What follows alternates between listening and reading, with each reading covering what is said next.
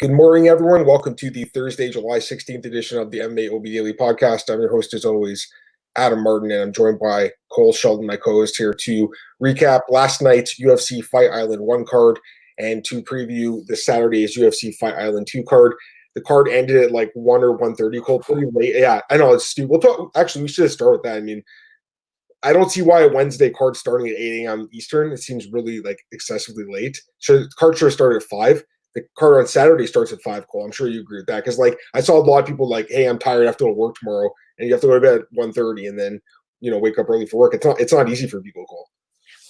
Yeah, like my brother wanted to watch the fights. And he's like, what time do you think Cater Ige will be on till? Like, to see if he's going to stay up. I'm like, oh, I'll probably be over by like 1 a.m. He's like, oh, I'll just watch it tomorrow morning. Like, I'm not getting like 5 hours of sleep before I go to work. And just, like, I don't get why a Wednesday night, you have to realize a lot of your audience has work the next day.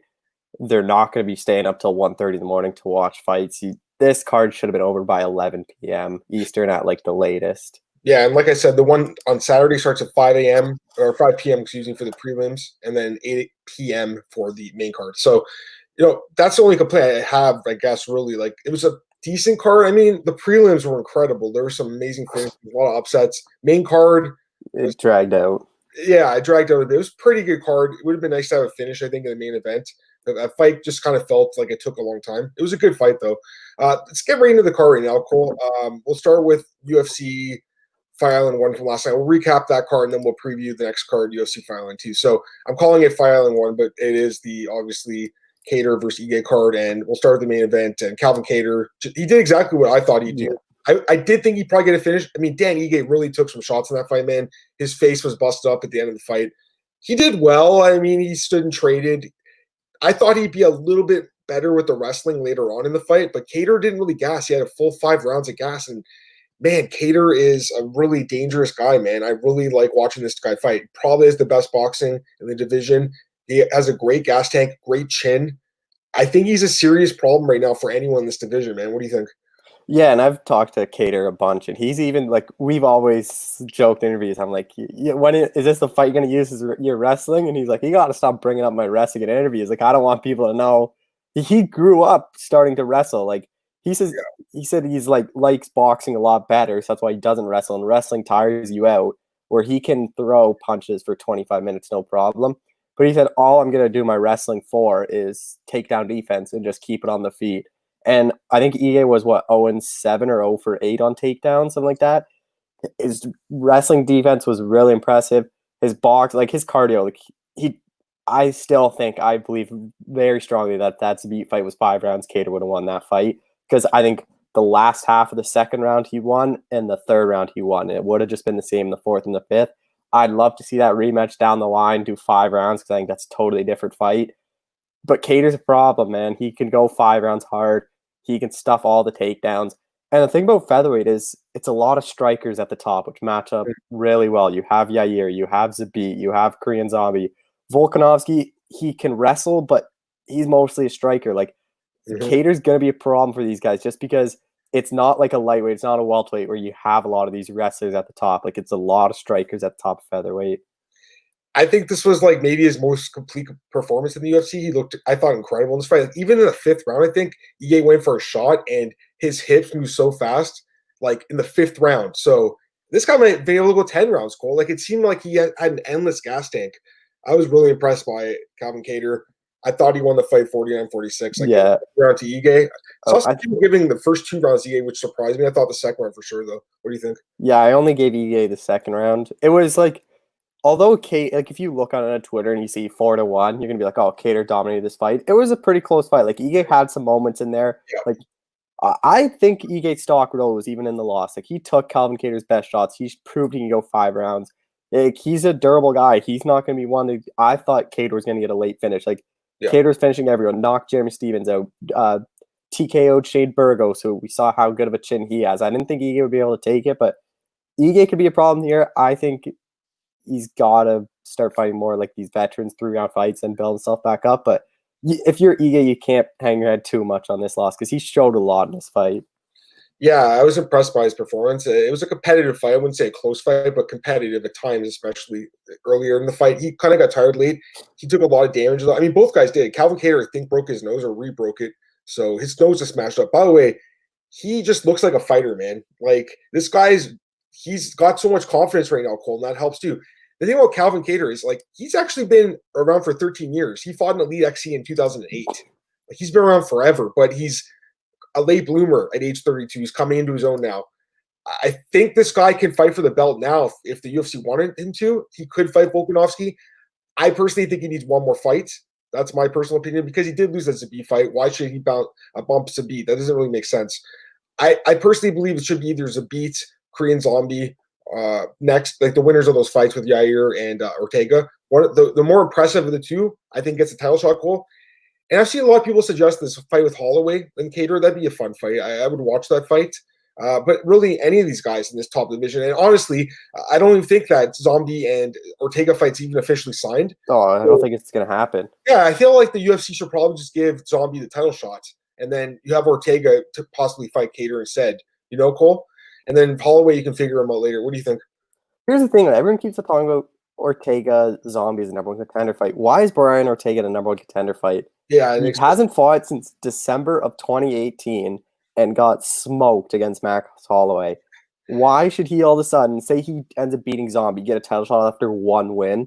Like, if anything, it should be Zombie next. He doesn't have to fight Ortega, and do Yair Zabit, and then winner of that fight gets the winner of Zombie Volkanovski. Like, or even if if you really want the Zombie Ortega fight just because it's heated, like that Zabit Yair fight's been rumored for like end of August. I think the August 29th. Nothing's official though, but if the UFC's dead set on doing Zombie Ortega, that's probably not gonna happen until later this year. So then winner is Zabit Yair gets Volkanovski. But featherweight division, man, it is so stacked. Like, it is so many intriguing matchups for Volkanovski at the top.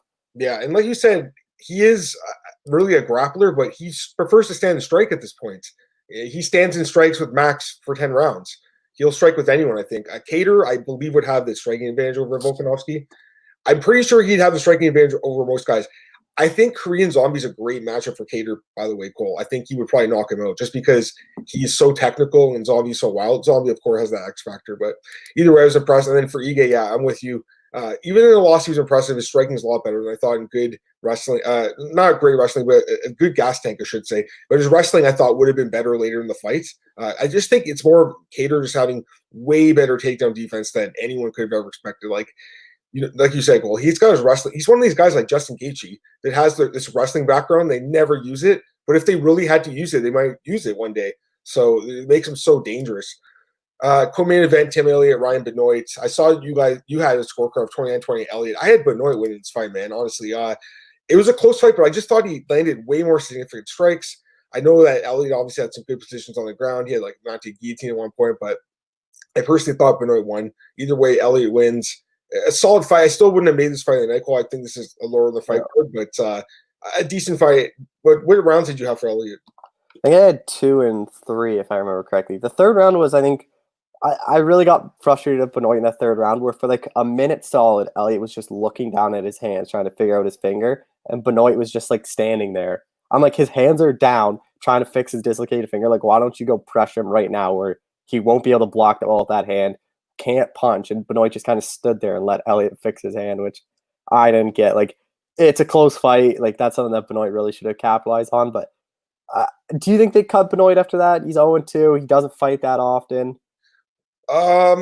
No, I think that because he's got such good striking, you got to keep this guy around. He's still relatively young. He's 32, I think, 30 years old, actually.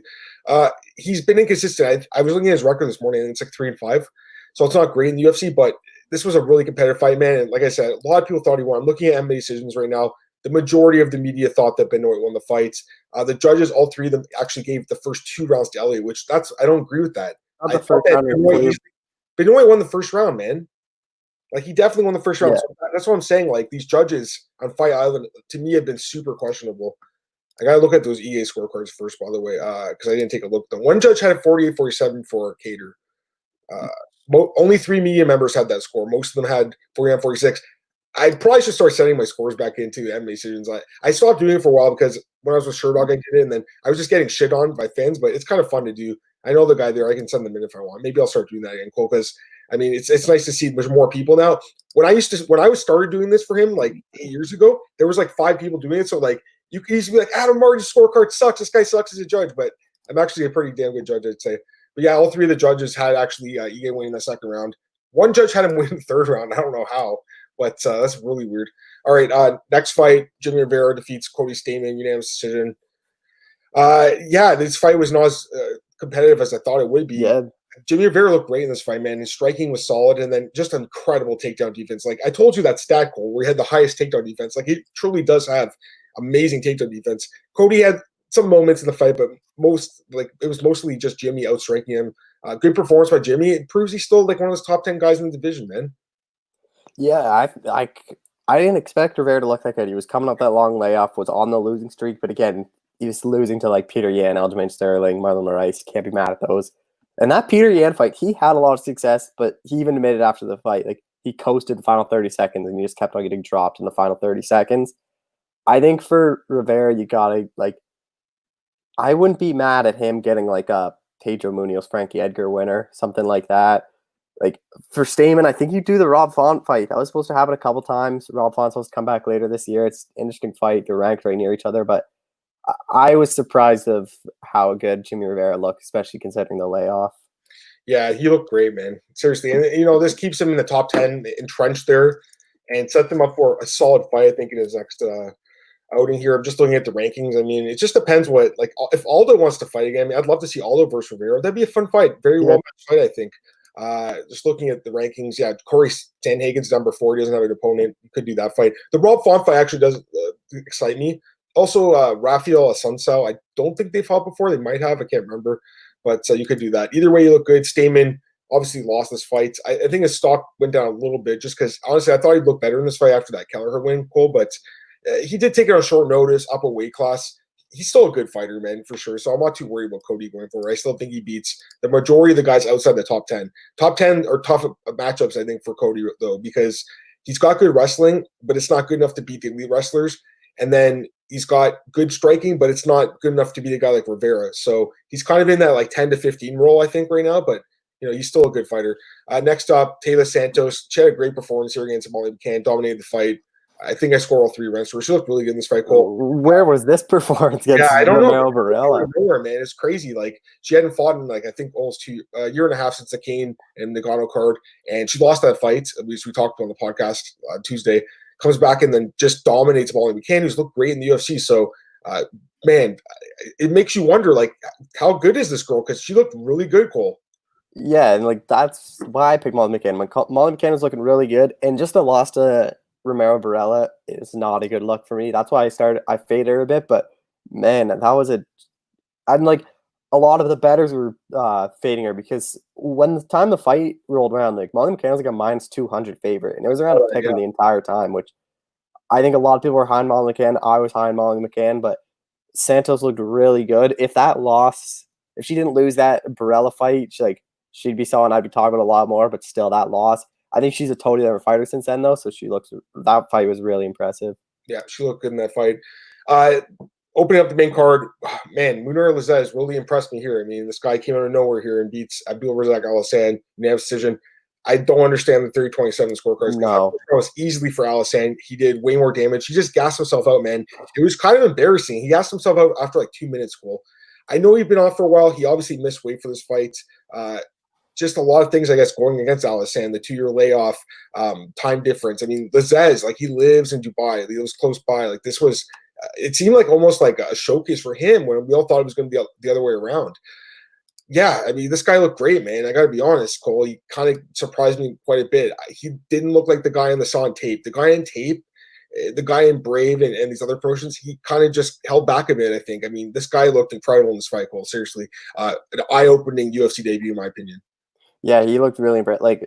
Nico Price couldn't take those punches from Abdulrazak Alhassan. And he landed some clean overhand rights where that was knocking everyone out. And I think that kind of took a lot away from him when he landed and he was teeing up against him against the fence and he was just still standing there and smiling. I think that takes something away from you, but he impressed me. I didn't think it's just the level of competition. I don't think he was fighting that good. I didn't think he was that good, but man, he could be a factor at welterweight. Like he's a dangerous guy. He has a chin, has a lot of knockout power. He's like to me that was a very impressive UFC debut.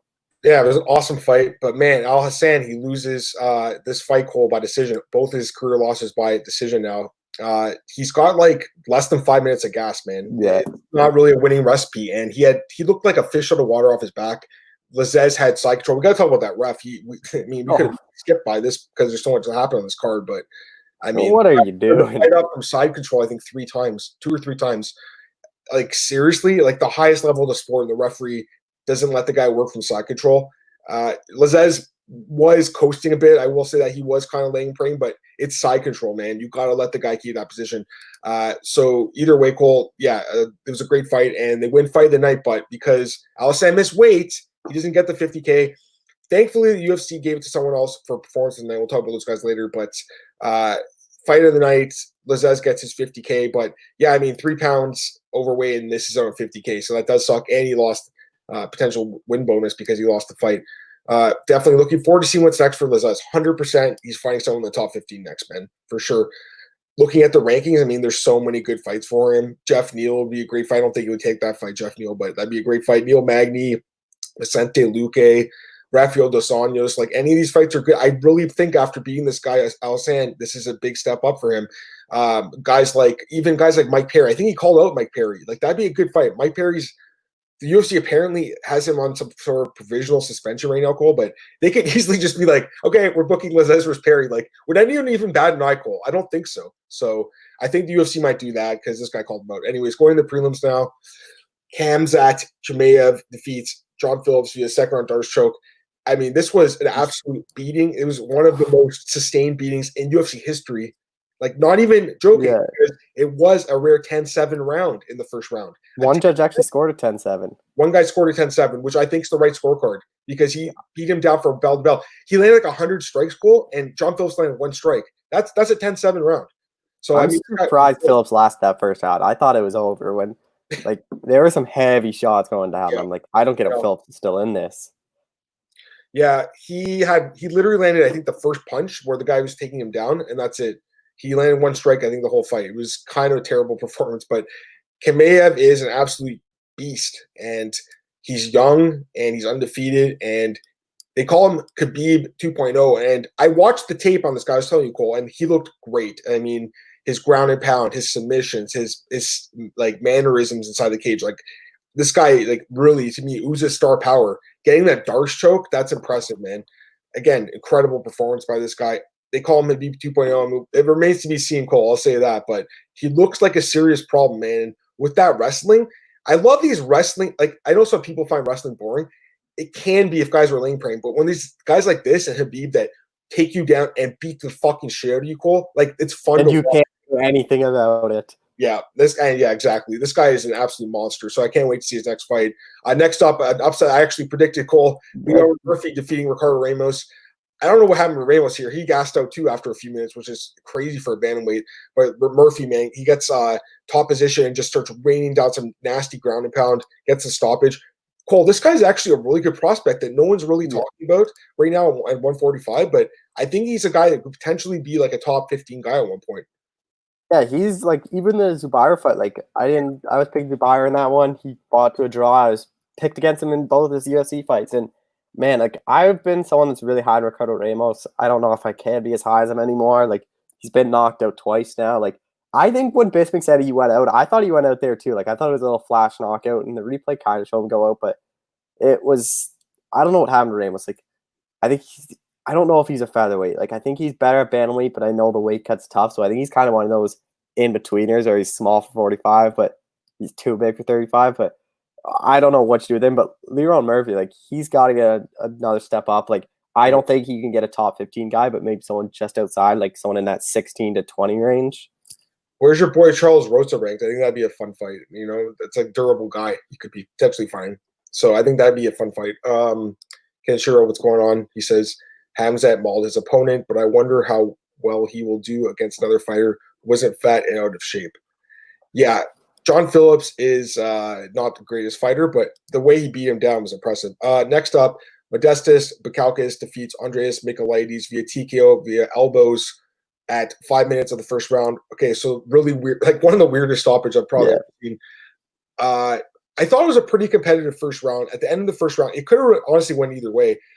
Michel shoots for a takedown, try to seal the round, I guess. Like it works for some judges, like in the Lezez fight in the first round. Anyways, he tries to shoot for a takedown, and Bukowskis starts raining down those, they're not 12-6 necessarily, but they're downward elbows, the Travis Brown elbows, I guess we'll call them, Cole. And he knocks the guy out. It kind of knocks him out, hurts him badly.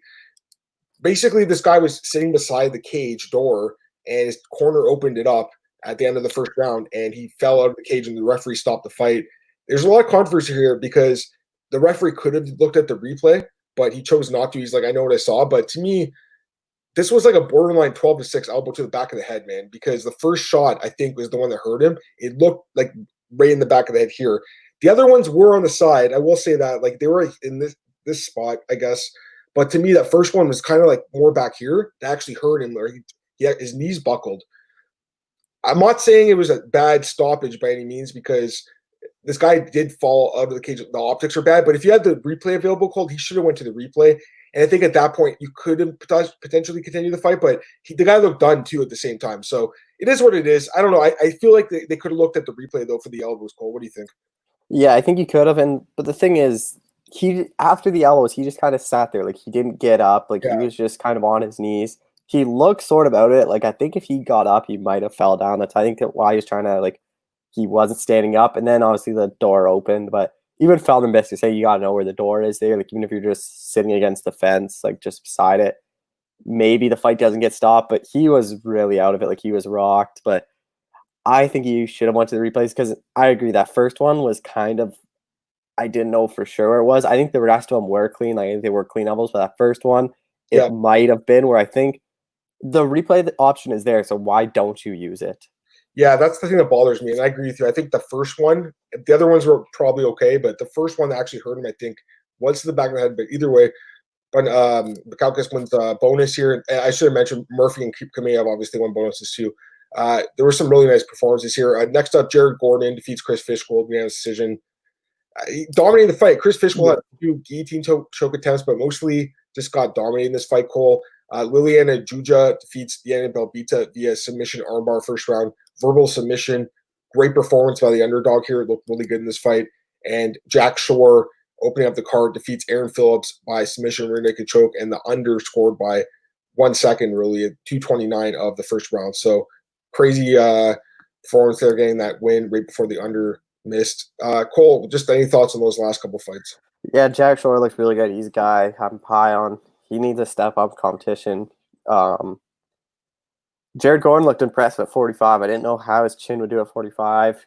I think 45 is his division. He looked a lot better. And how about Paul Felder's tweeting at Jared Gordon, telling him to send him his 5% for that corners fee, which was kind of funny. It's hilarious. Jared Gordon, man, by the way, that post-fight interview, I mean, that's tough.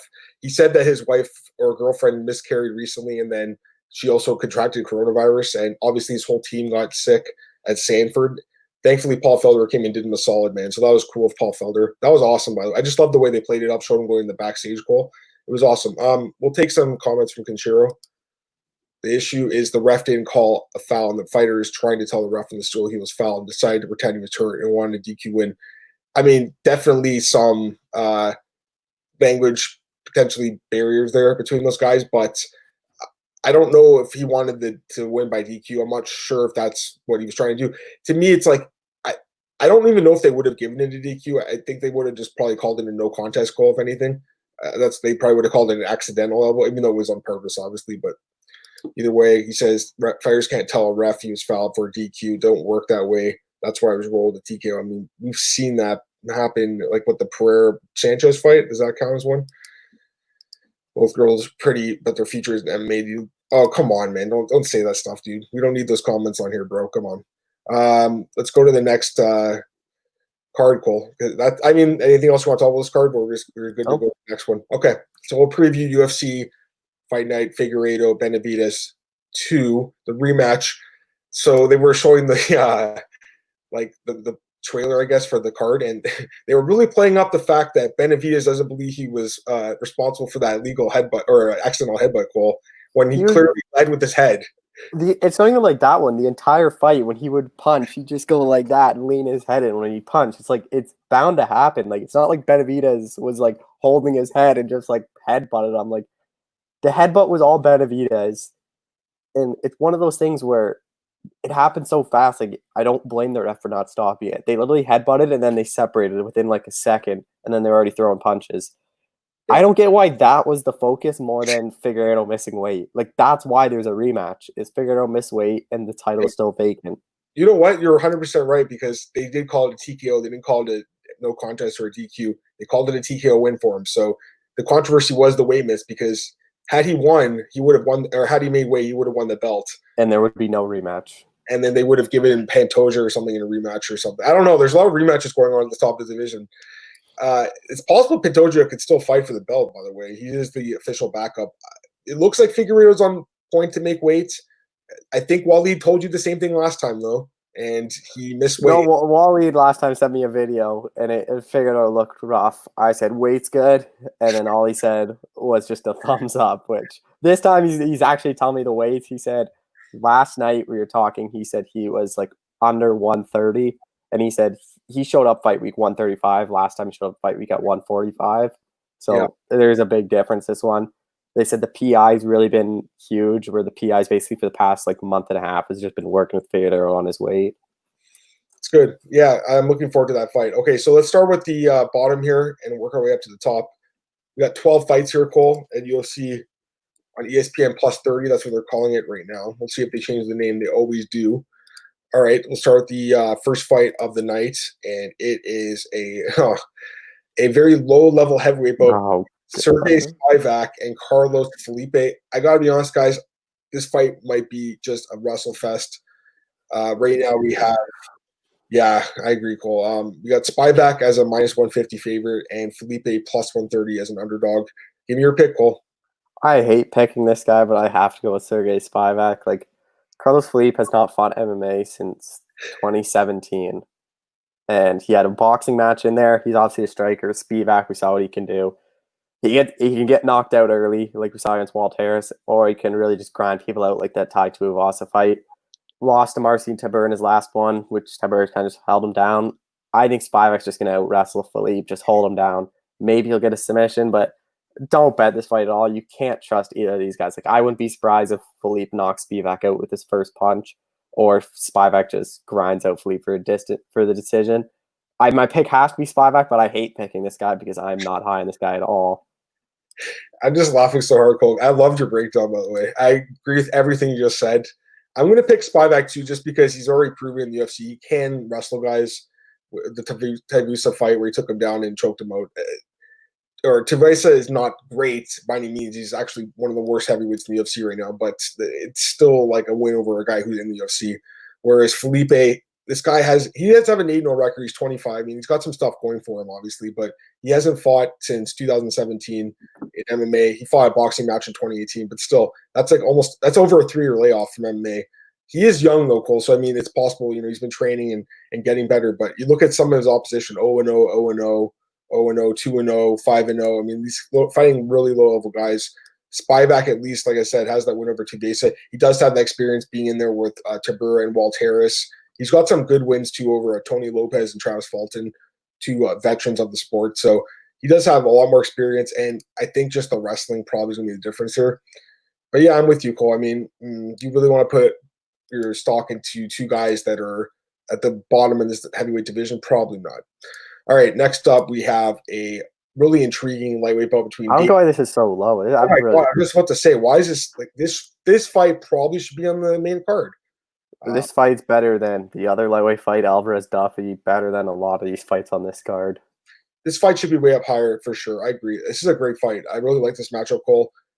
I don't want to say it's a sleeper for fight night because stylistically, I don't know if it will be, but I think it's going to be an exciting fight, an intriguing battle between really a grappling heavy fighter Ramos and a striker mostly in Tersukian. Anyways, Davey Ramos or Arman Tersukian, who right now is a -210 favorite, and then Ramos a +175 dog. Give me your pick in this one, Cole. This is going to be a really grappling centric fight. I'm really looking forward to this one. Both guys have lost to Islam Makhachev. that was David Ramos's last fight at 242. Sarukian fought him in April, then bounced back at 240, beat Olivier Aubin-Mercier. I don't really love the odds. I think this fight is a lot closer just because they're two high-level grapplers. But I have to favor Sarukian. I've just been more impressed on that win over OAM, dominated him. He has some good wins from the regional season in Russia. Davey Ramos, though, is a guy, like we saw what he did to Austin Hubbard, just grinded him out. He beat John Gunther, beat Nick Hine. He has more UFC experience. He's been fighting in like promotions like RFA that he's been doing this for quite a while. I just think Sarukian's the better grappler. I think his cardio is a bit better. I don't think either of them are going to get a finish. So I'll take Arman Sarukian by decision. Yeah, I think Ramos can win this fight. I think the odds should be tighter. Like this to me is like more like minus 150 Sarukian. I do lean him though slightly. I just think the striking is going to be a huge edge for him in this fight, and his wrestling is really good too. So Ramos obviously is going to be shooting for takedowns in this fight. Cole, I think if he tries to stand trade this guy, he's going to get picked apart.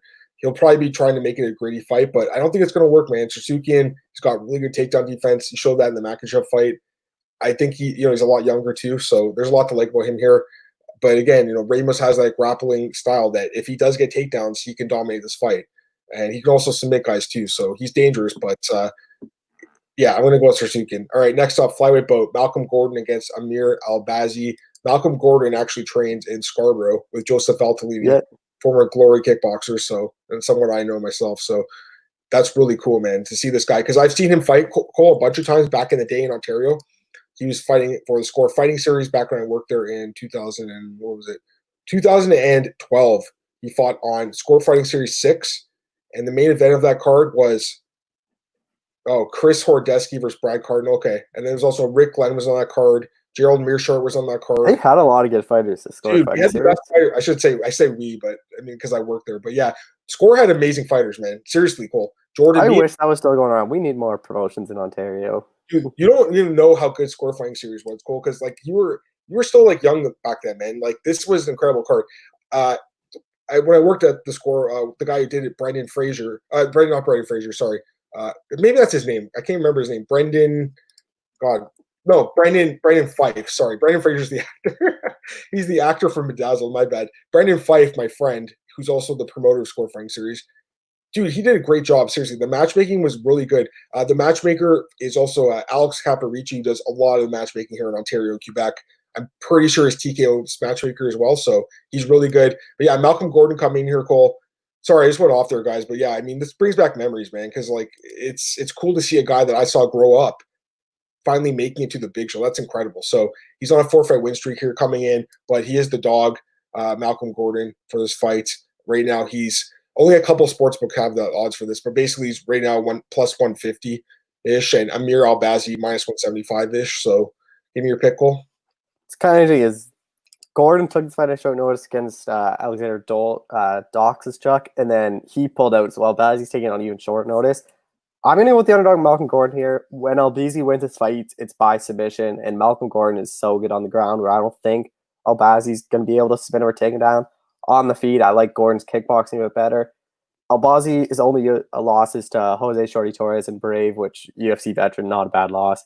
Malcolm Gordon, we've seen him get knocked out before, but I just like the experience. He's been grinding a lot in Canada, fighting in TKO, fighting in different promotions across the States too.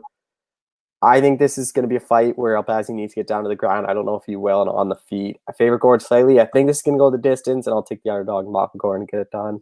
Yeah, I'm taking Gordon too. I just think he's a little bit more well-rounded, man, because even if the fight goes to the ground, like look at his last couple of wins, they're all by submission, but he's got the striking background too, training with Joseph Bazooka Joe. So I think he's a little bit more well-rounded. To me, like, yeah, you're right. Albazi has that fight with Shorty Torres. That's cool, but actually, Malcolm Gordon's got a lot of experience fighting for promotions like Bellator. I mean, I saw him fighting Bellator back in the day. So, and he beat Chris Kalades, who actually won a few fights in the UFC. Yeah, I like Malcolm Gordon in this fight. I mean, it's a flyweight bout between two guys making their debut on short notice, so you can't be too confident, Cole. But from what I've seen, I believe he's a little bit more well-rounded.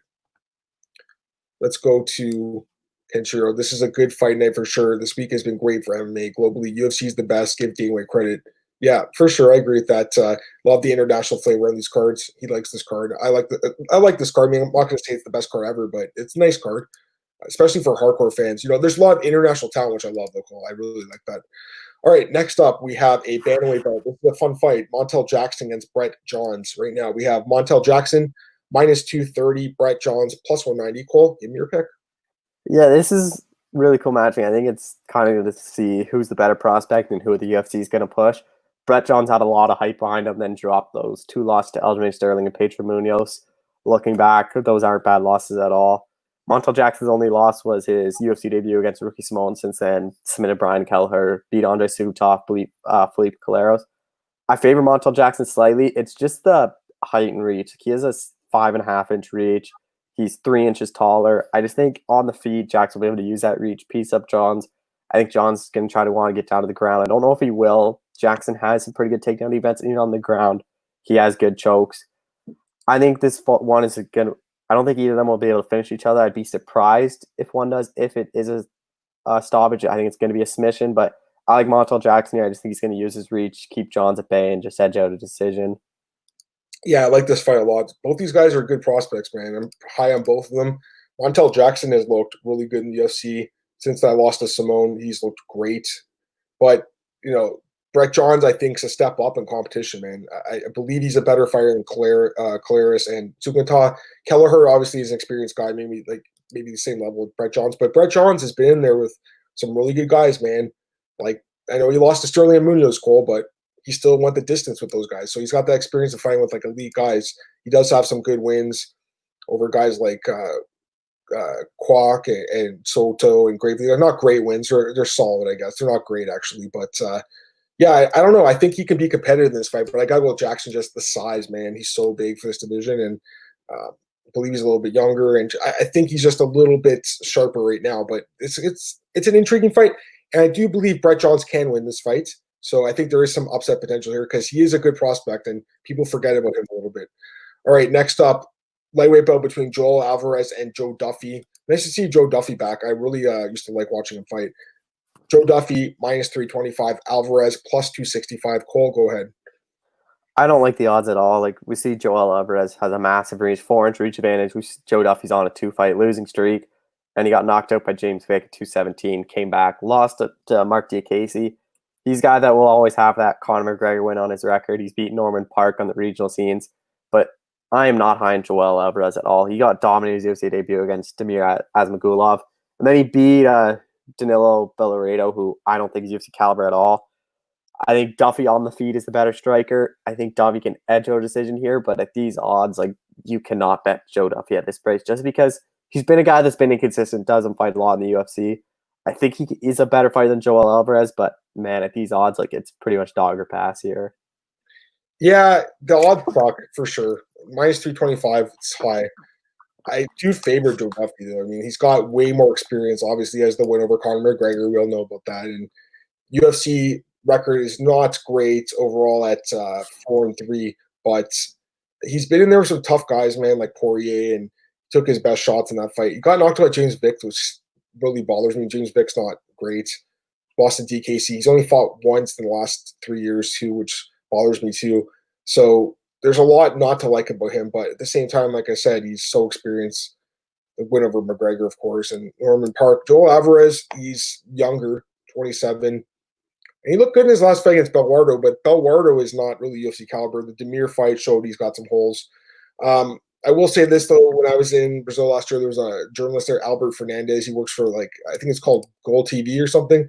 It's one of the top stations in Spain, Cole. And he's really good friends with what's that guy's name? Juan Espino. He's he's best buddies with this guy, and they were both. He was saying Juan loves this guy Alvarez, and he thinks this guy's gonna go far and be one of Spain's top fighters. So I've heard about this guy for a while. To me, he hasn't been that impressive in the UFC yet, but there is upset potential here because he does have some unknown factors. My pick's gonna be Joe Duffy though, and the fight probably doesn't go the distance. I think there's probably gonna be a finish in this fight. But we'll see what happens. My pick's Duffy, but it's hard to lay minus 325 on him just based on the layoff and just his form lately hasn't looked great. Next up, we have a catchweight bout, 150, between Grant Dawson and Nad Narimani. It's weird how there's been some fights that are catchweights or up in weight classes, but other fights they force guys to fight at their own. It's just weird, Cole. I don't understand. Don't get it. But yeah, catchweight fight. Grant Dawson right now, he's minus 250. Narimani plus 210. Give me your pick. Yeah, I have to go with Grant Dawson. I'm really high on Grant Dawson. Like, I think the bigger question here is, does Grant Dawson submit Nad Narimani? Narimani's never been submitted before. His last fight was his only fight that he's been finished in when he got knocked out to Mike Grundy. Grant Dawson's a guy that I'm really high on. Like, he's beat Julian Rosa, submitted Mike Chiazano, which is a really good win. Submitted Adrian Diaz on the Contender Series. His last fight beat Derek Minor, submitted him, but that was Minor was a short notice guy. Dawson on the ground, I think he's one of the top prospects of 145, but there's always been a problem with him making weight. It's 150 catch weight. I assume that's probably because Dawson's side asked for it, just because we've seen Narimani make it. Dawson misses the last fights. I wonder if this is kind of the UFC saying, like, they're going to slow build him up to lightweight. But Dawson on the ground, I think he's going to be a problem. I think he can get this fight down on the ground. I think he'll be able to submit Narimani and probably first, second round get another big win on his record. Yeah, Dawson is someone I'm really high on, man. He's looked great in the UFC. He's 3-0. Like, to be fair, the guys he's beaten are kind of low level. Derek Minner, Mike Trezano, Julian Rosa. Rosa looked good in his last fight, but the kind of lower level guys. Narimani, he's got some decent wins in the UFC. The win over Talha. He's also got the win over Pimblitz. He's got some good experience for sure fighting Cage Warriors in the UFC, but coming off the loss to Mike Grundy, to me, it's a setup fight, man. I think that Dawson wins for sure, and I really like Grant Dawson in this fight because I think he's better everywhere, and especially on the ground, I think he probably gets the stoppage here. The odds on that are Dawson inside distance. It's actually plus money at plus 165, which I find surprising. I think he finishes his fight probably, Cole. So that's potentially something to look at. All right, next up, we have a light heavyweight bout between Kadis Ibragimov and Roman Dolidze. Right now, we have Dolidze minus 185, Ibragimov plus 160. Cole, who's your pick? I'm going Roman Dolidze. I'm just not high on Ibragimov. Losing to Ed Herman and getting submitted by Dan Hunchong. I just don't think he's been impressed in the UFC. He hasn't looked good. Dolidze, I know he hasn't fought since December 2018. Only 6 fights, which is something you have to be wondering about of whether or not the UFC experience will be there or whether or not, like, but he does finish all his fights, has some submission wins, has some knockout wins. I think he's a better all-around fighter than Ibragimov. I think on the feet, he's the better, more powerful striker. I think on the ground, they're probably around the same. They both have a lot of good submission wins, both very good in jiu-jitsu. So I think this is going to be a stand-up fight, and I favor Dolidze striking. And it's more of a fade on Ibragimov as well. 0-2 in the UFC. I haven't been impressed with them. I think Dolidze might even be able to finish Ibragimov, whether it be a submission or ground pound TKO, but I think Dolidze gets this fight done. Yeah, I'm picking Dolidze, but he hasn't fought in like 2 years. He's never fought in the UFC. He only has 6 fights. He's only been beating like some pretty low-level guys. So there's some stuff not to like about him too, I think. Ibragimov is still pretty young, 25. So he's young, man. Dolidze is 32. So Ibragimov's 7 years younger. He also has 2 fights in the UFC already. The fight with Ed Herman, by the way, was a great fight. I think it won fight of the night. If it didn't, it should have. It was a great fight. And he obviously showed holes in that fight, but man, that was a fun fight to watch. Really good clinch work in that fight. Yeah, he's got some experience. I don't know. I think, again, this could be an upset spot. How can you be confident in this guy, Dolidze? Never fought in the UFC, hasn't fought in 2 years. I'm going to pick him because he probably should win because Ibragimov hasn't looked amazing in the UFCs, and his striking defense is questionable. But, I mean, this guy, Cole, like, all his wins are, well, it's the last fight, won in the 3rd round, but mostly the first round wins. What happens if he gasses out too? All right, next up, we had this is a really good fight here. Alexander Pantoja against Axe Azkarov, opening fight in the main card. Pantoja is the official backup just in case someone misses weight or gets sick or gets injured, I guess, heading into the main event. But for this fight, we have Pantoja right now minus 190, Askarov plus 165. Who's your pick, Cole? I really like Alexander Pantoja in this fight. Askarov has looked good in the UFC. The draw against Brandon Moreno, I think a lot of people, I scored that fight for Brandon Moreno. I thought Moreno won that fight. And then beat Tim Elliott. Almost knocked him out, but Pantoja is just a huge step up of competition from Tim Elliott. Like, knocked out Matt Schnell in his last fight, which is a big win. Knocked out Wilson Hayes. Submitted Olka Sasaki. His last loss with Deiveson Figueiredo is obviously fighting for the belt. Beat Brandon Moreno by decision. He's one of these top flyweights, and he's a flyweight that finishes a lot of his fights. Askarov hasn't lost, so it's going to be interesting to see if Pantoja can finish him.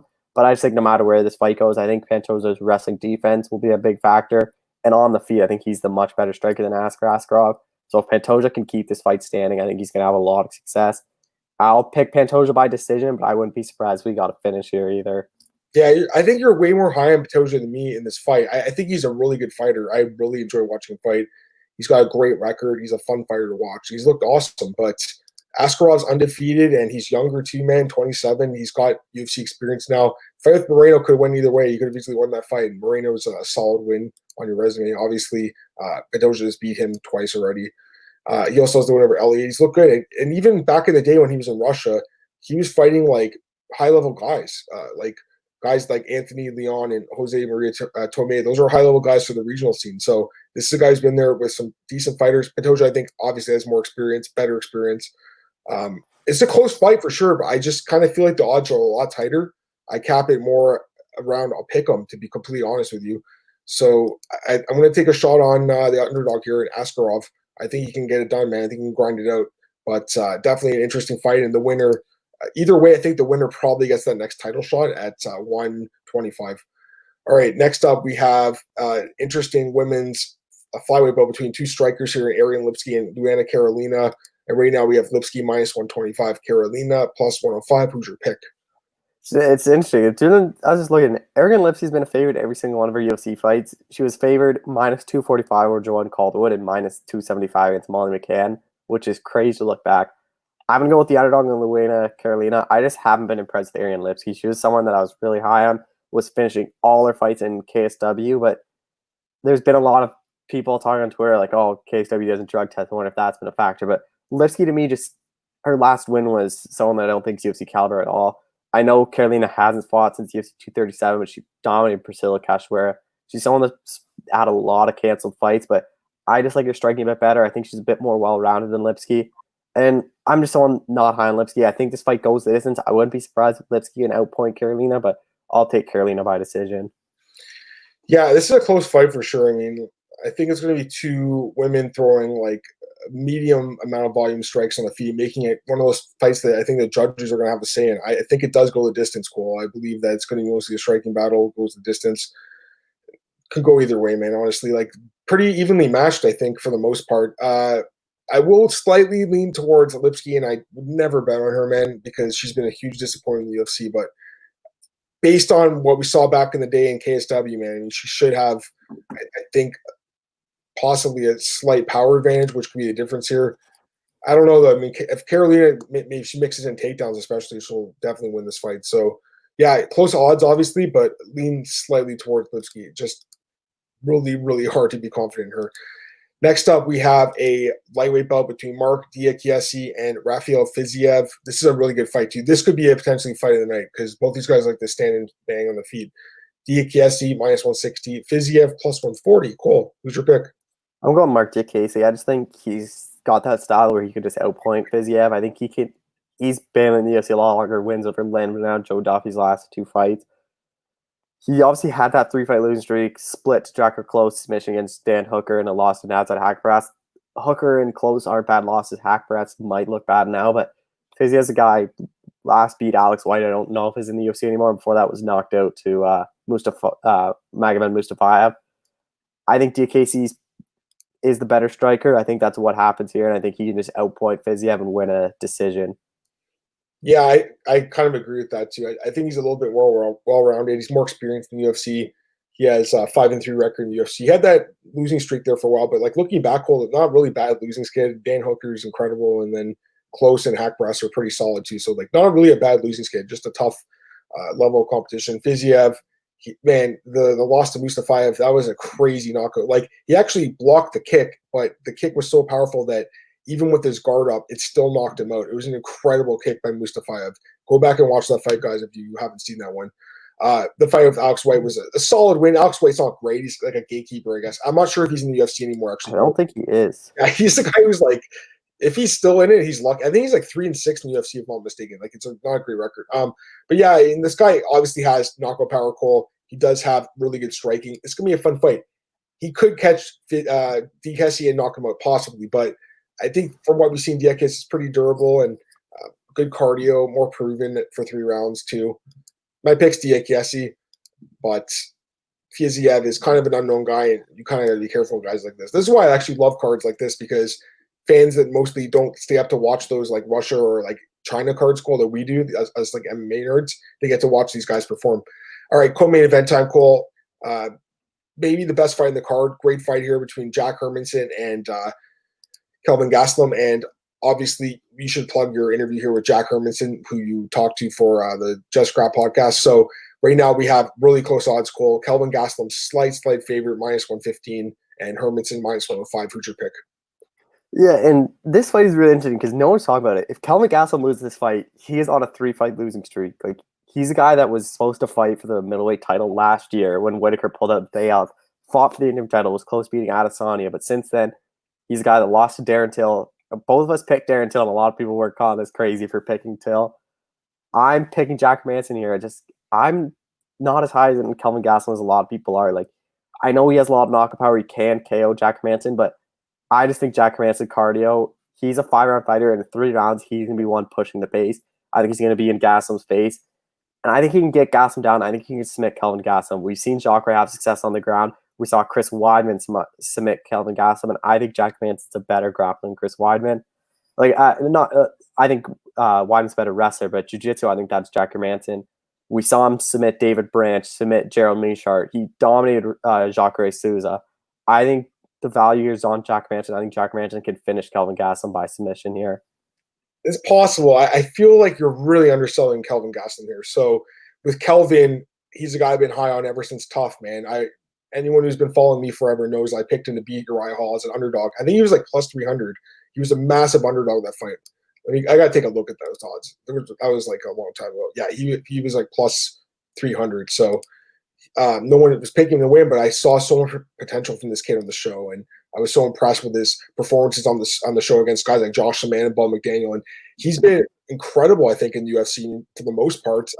Look at his level of competition, man. First fight in the UFC, fought Hall and wins the fight, and then he fights guys like Rick Story, Jake Ellenberg, beats those guys. He lost to Woodley. That fight was super close. He was also sick and went to the hospital the day before due to a bad weight cut and still went to a split decision with Tyron Woodley. Same with the Neil Magny fight, which a fight I thought he won. That was an incredible fight. Went 5 hard rounds in that fight. The Johnny Hendricks win was a solid win. Nate Marquardt. Look at these names. This guy has fought the best guys. Since moving up to middleweight, it's looked great. Tim Kennedy, Michael Bisping, Souza. He does have a couple losses, obviously. Also, Belfort, he knocked him out, and then it was no contest for marijuana, which is dumb. The losses, obviously, you got to look at them a little closer, I think. The Chris Weidman fight, that fight was a competitive fight where he actually dropped Chris Weidman. He eventually got choked out, which obviously you got to worry about here against Jack Hermansson, who's got a great ground game. So that's something to keep in mind. But, the fight with Adesanya, he gave Adesanya a better fight than anyone else has. That's why I think people are high on him, because he is proving he's one of the top guys in the division. And the Darren Till fight, I thought he lost that fight, but it was a competitive fight. So to me, Kelvin's like an elite guy, man. He's a top 5 guy in my opinion. Like I really believe he's one of the top 5 guys. Hermansson's been great too in the UFC. He's looked incredible at times, finishing guys like Mearshart and Branch, latest, and also the Souza fight. But the Cam Muir fight, getting knocked out there, that worries me here against a guy like Gastelum. There's a lot of KO power. I think Kelvin Gastelum wins the fight, man. I'm going to pick Kelvin Gastelum. It's a close fight because Hermansson's actually a really good fighter too, but I feel like Gastelum, with his experience, with his age, and I think his better durability, quite frankly, too. So either a knockout or a decision, I'm going to pick Kelvin Gastelum's fight. All right, let's get to the main event here. Deiveson Figueiredo versus Joseph Benavidez, the rematch. Right now we have Figueiredo -200. Benavidez +170. Cole, who's your pick? Yeah, this is really interesting. The first fight I picked Benavidez. I just thought Benavidez was going to out-wrestle Figueiredo, similar to what Formiga did, and just kind of grind him out. I rewatched the first fight because UFC posted on YouTube. I watched it again yesterday. And after rewatching it, I don't really see a path for Joseph Benavidez to win this fight. Like, I thought he was going to have the advantage on the ground, and Figueiredo almost had him in the arm bar. He took Benavidez down. He had a lot of success. I think the only way Benavidez wins this fight is if it goes into those later rounds, 4th, 5th round, because I am worried about Figueiredo's cardio. I know he can go 3 rounds. I'm not sure if he can go 4 or 5, which I know Benavidez can go 5 rounds hard, but Figueiredo has so much power. I think he'll be able to connect on Benavidez again and get a TKO win and become the new flyweight champ, but I don't really love the odds. Like, I get why they're so high. Figueiredo finish Benavidez, but Benavidez is a guy you can never really count out. Yeah, interesting fight. I'm like you. I picked Benavidez the first time, but I did not like what I saw in that fight. Personally, I wasn't impressed by his game planning in that fight, and I feel like we obviously saw a huge power advantage on the feet to Figueiredo, just a huge striking advantage. I know Benavidez. They kept saying he won the first round in the fight. They kept saying that, Cole. Like Figueroa was close to that arm. That arm bar was tight. I know. I'm just laughing because they kept hyping that up. Like he won the first round. They were like, and then Bisping after like the first round, they're like, "Oh, Figueroa's gassed. He won't be able to do anything." I'm like, I don't think he was gassed. Like, and then the second, like, yeah.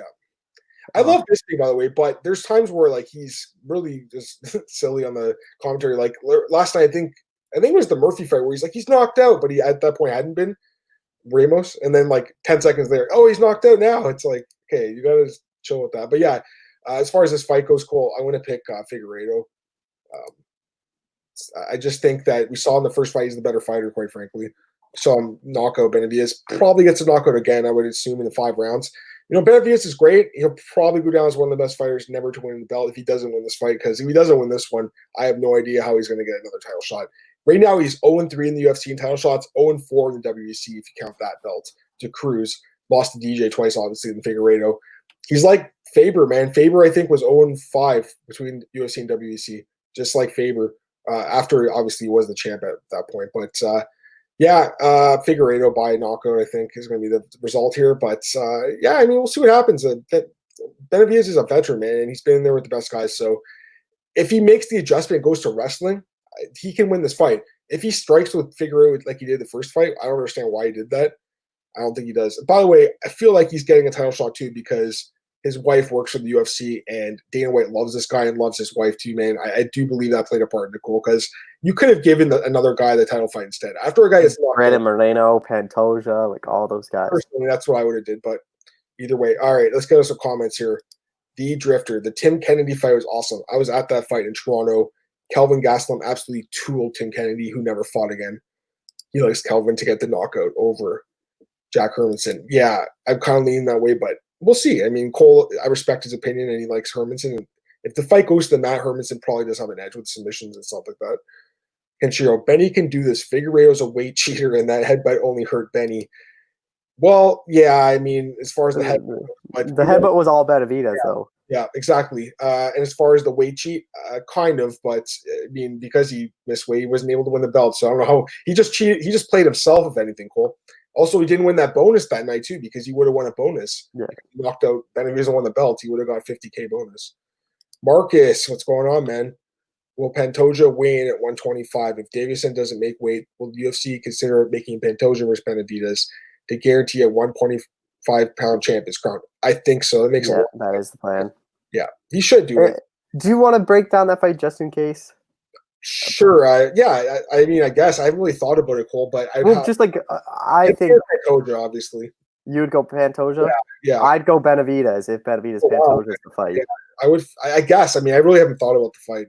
You know, it could happen. I don't think it's going to happen. I think there was more. I don't think the weight's a concern this time. I think he's going to make it. I think the UFC's really been on him. I think the more concern was the COVID, and now that he's there, he's passed the test in Abu Dhabi. I think this fight's going to happen. Yeah, I hope so. Okay, so we don't have much time left, Cole. Let's just get to just a few fight announcements, if that's okay with you, Cole. Yep. Okay, so let me slide up here.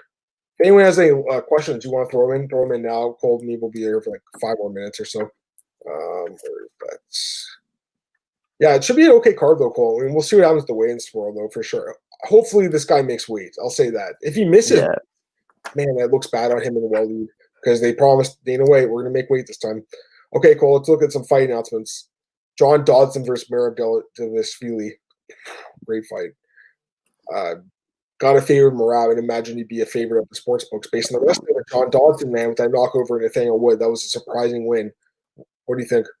Yeah, I think you have to have a slight edge to Merab. Merab's going to be a dangerous guy. Like, his wrestling is so good. He's going to be a guy where a lot of bantamweights aren't going to want to fight just because he's not a big name. And if you lose to him, a lot of the casual fans will be like, oh, how'd you lose to this guy? But he's a guy like Jeff Neal in the welterweight division where I can see no one wanting to be able to fight him just because a win over him doesn't do a whole lot for you in terms of like the casual fans, but a loss sets you back quite a bit.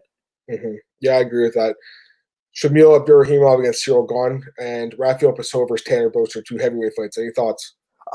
I'm really high on. I really like Tanner Boser. Tanner Boser is a really nice guy, Canadian guy. I think he's one of the better Canadians in the UFC. Good character. I think you have to favor Tanner Boser here, and Ciryl Gane, I think you have to favor him. I think he's a guy that's going to be a mainstay of the heavyweight division for a long time. Like, I wouldn't be surprised if he's top 5 at the end of this year. Yeah, and all these fights that we're just talking about are like in August and September. They're announcing September cards now. So, yeah, I definitely favor Gane and Boser in those fights. This fight's really fun. You said this to me right away. You're like, oh, man, this is going to be a good one. Michel Pereira against Zelim Imadaev. They're just two wild guys. Like, if this gets out of the first round, it will not be a good fight. Their cardio is not that good, but that first round will be wild. Yeah, it's going to be a fun fight. I think Pereira probably is going to be favored. We all know he was beating Diego before that legal shot, so he'll probably be favored here.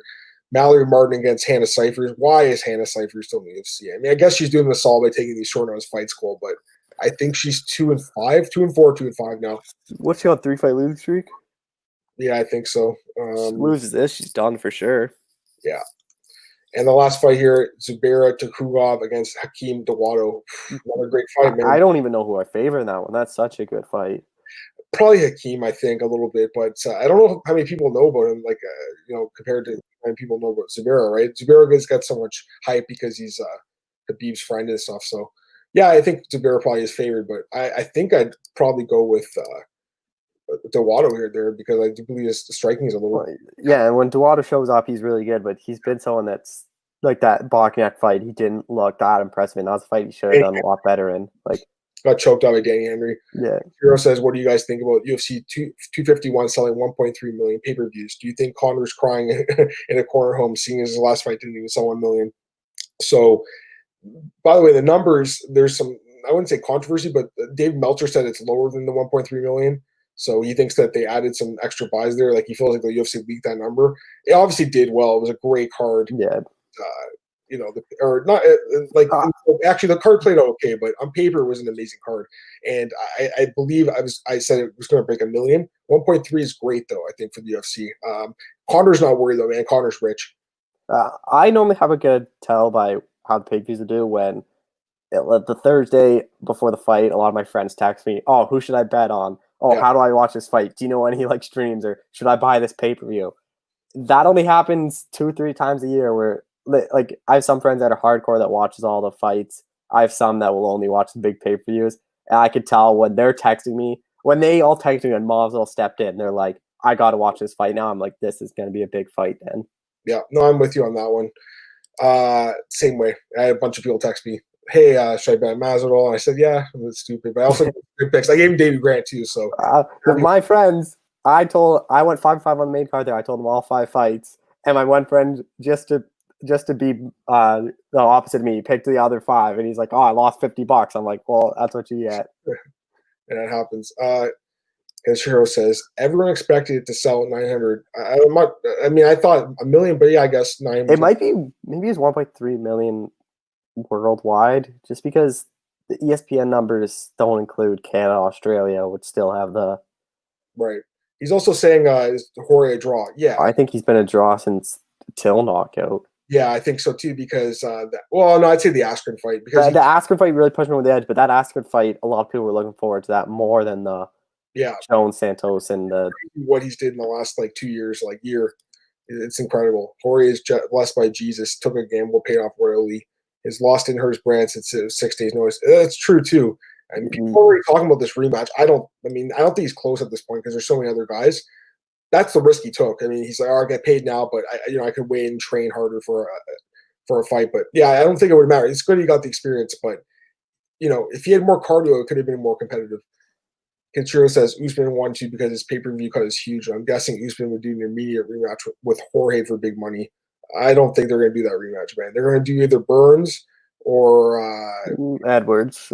Yeah. I think Burns should get it. Burns will get it, I think. Leon Edwards hasn't fought since July of last year. And the win was over at the time already Raphael dos Anjos, but now at this point, Raphael's on a long losing streak. And that's the thing is, Leon Edwards in a lot of interviews saying, "Oh, I just couldn't fight." This travel stuff started happening in March. He last fought in July. He could have fought a lot sooner than then. Yeah, no, I'm with you on that one. So I mean, what else we're going to talk about here, Cole? Do you want to quickly touch on Covington's Instagram post? Yeah, before we get out of here, that's the one thing I want to say. So he's claiming he signed a bout agreement to fight Tyron Woodley on August 22nd. Is that going to be it? That's a main event, right? A main event on ESPN. Yeah. So he said Woodley declined it. Possibly. I mean, it's short notice. It really is. But a lot of guys are stepping up and taking short notice fights. It's only 5 weeks notice, I guess. I don't know. I mean, I'd like to see the fight. I guess they want Covington to fight in that card, though. It seems like they're penciling him in for that fight card. I think he did really good numbers for that Robbie Lawler card last year that was on ESPN. So, if Woodley won't fight him, then you can do Edwards or I guess Wonder Boy is another fight. Masvidal is the perfect fight. I don't know if they do it, though, but that would be a great fight. Any thoughts, Cole?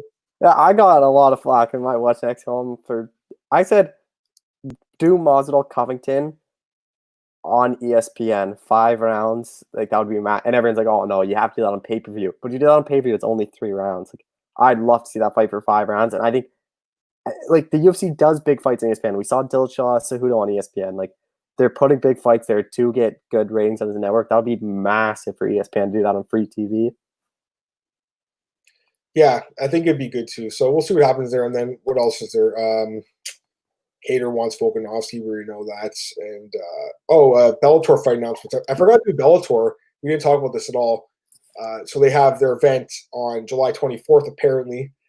The thing with you and Ricky Bendias is funny. Cole texted Ricky and said, "Are you fighting?" And Sergio Perez can I get an interview? And he's like, "I'm not fighting." And then apparently he texted him back like 10 minutes later saying, "Oh yeah, I got the bout agreement now." So that fight's happening. That's the main event. 3-round fight. Bendias versus Pettis Jr. So that should be a good fight. Pettis Jr. I called him that. Pettis. Should be a pretty good fight, but I'm really looking forward to seeing Jordan Meehan against Jason Jackson on that card. Jordan Meehan's a guy I've always loved. I'm not saying I'm super high on him anymore, but that'd be a good fight. And then they also announced a couple other fights: Benson Henderson versus Michael Chandler 2, and Phil Davis versus Lyoto Machida 2. So Bellator, they're making some fight announcements, Cole. We don't talk about them much anymore, and no one does really. It kind of feels like they've been forgotten about, but it seems like they're coming back with a vengeance. They really missed an opportunity too. This card, it should have been way more stacked. Like, it should have been 2 title fights.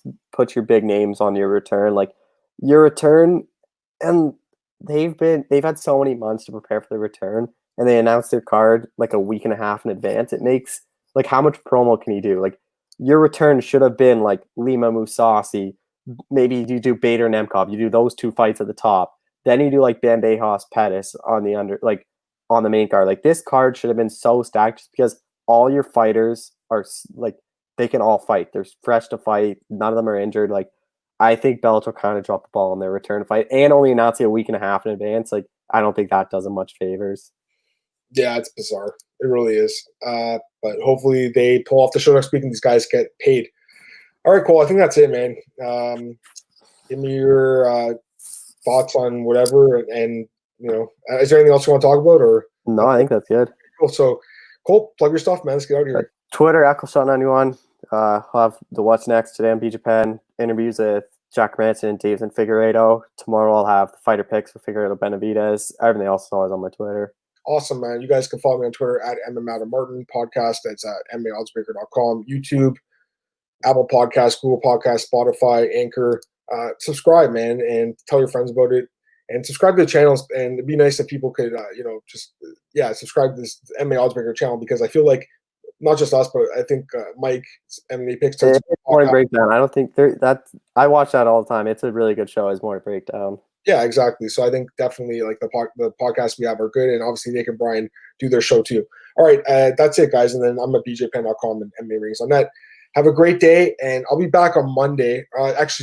Tuesday, I think, Cole, right? Tuesday at 10 a.m. Yeah, Whitaker Till. Yeah, that's going to be a fun one. Gustafson and Verdum. So Tuesday, 10 a.m. Until then, enjoy your weekend, guys, and enjoy the fights. Have a great day.